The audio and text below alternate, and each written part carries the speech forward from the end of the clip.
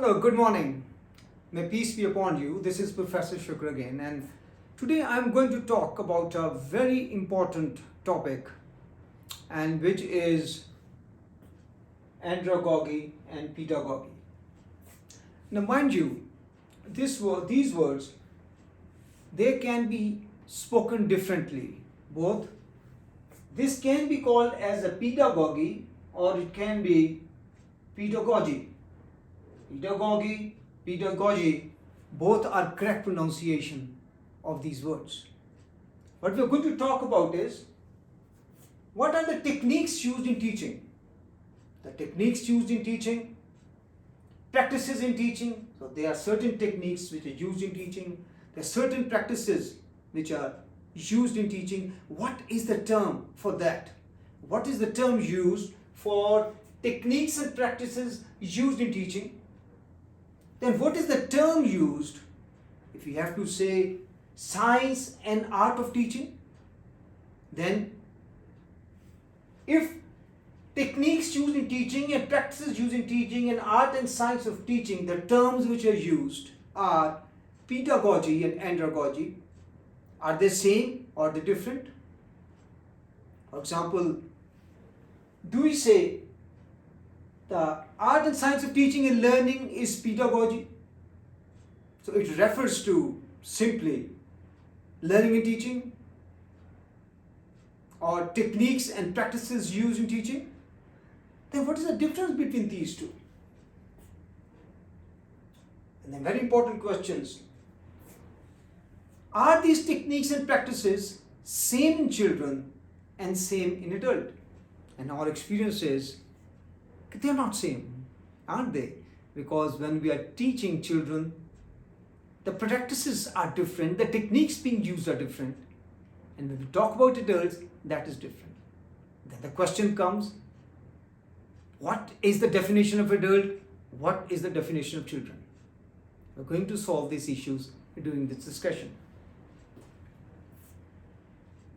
Malcolm Knowles, he gave 5 assumptions of adult learners. He told us 5 characteristics of adult learners that as a person matures, his and her self-concept moves from being a dependent personality toward one of being a self-directed human being. The reservoir of experience accumulates as a person matures in age, as he grows from a child and adult, and becomes an increasing resource of learning for that person.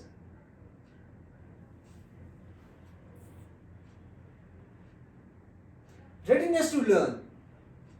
As a person matures, he becomes oriented increasingly to the developmental tasks and his or her social roles.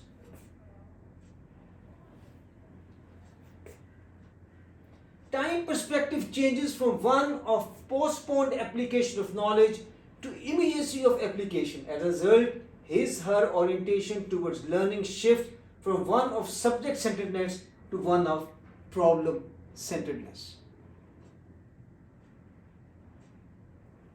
And motivation becomes eternal as a person matures with age. Now, if these characteristics are present, then one is termed as an adult learner. And if he is not present, then perhaps a child learner. But they are not yes or no, it's a continuum. More they are present, more one is termed as an adult learner, and less they are present, it is termed as a child learner. Very difficult to define exactly at which age you will call as an adult learner or child learner. It all depends upon what practices and what approaches were used on a children when he was growing so that they turned into an adult learner. It might be early, it might be late. Like in many third world countries where practices of teaching till age of 17, 18, till they enter a professional college are of pedagogy. So therefore, it takes them more time to become an adult learner as compared to in developed countries.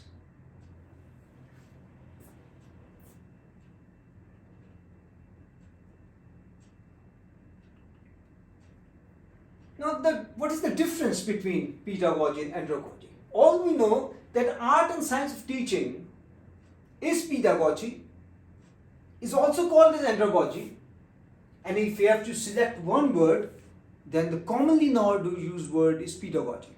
But that's okay. But what is the difference between these two? So let's discuss about that. In terms of origin, pedagogy means child learning, a guide of techniques and practices to be used to teach a child. And andragogy is from andros, man, ergo means guide. So this is how adults are guided to learn. They are taught to learn the approaches, the practices being used to teach them. Important thing is the difference is in pedagogy it is especially for children and andragogy especially for adults. Mind you, it never rules out this thing that some approaches and techniques of adults can be applied to children, and in many adults, if you're talking just in matter of age, one is not left with a choice but to use the techniques and approaches which are primarily used in children to be applied on them. Pedagogy focuses on one-way learning method where only the teacher shares his/her knowledge to their learners. And andragogy is a self-directed, cooperative, two-way learning process between the student and the teacher. So obviously, in pedagogy, there is more reliance on teacher. In andragogy, there is less reliance. So therefore, approaches of the techniques and practices which is used in teaching children, more reliance is on the teacher, whereas in andragogy, there is less reliance on them. So who has authority to control the learning? As you might have guessed, in pedagogy, it is within the teacher, and in andragogy, that authority lies within the learner. Then what is the importance of grades? What is the importance of marks? What is the importance of scoring? Obviously, since children are more externally motivated, so importance of grades becomes more. Whereas in andragogy, it's less as adults are more internally motivated. What I mean to say is, the techniques which are used, the practices which are used, when teaching the children, which are more teacher-centered, which are more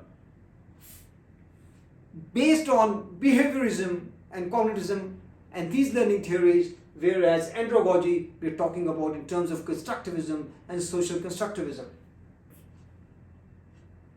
So orientation of learning is more focused on the core subject matter and its meaning, whereas in andragogy they seek information that is useful in their personal and work lives. So therefore, the approaches of the teaching and the practices used in teaching a student, they will be, in case of adults, they should fulfill these criteria, and children, they should be developed keeping these things in mind.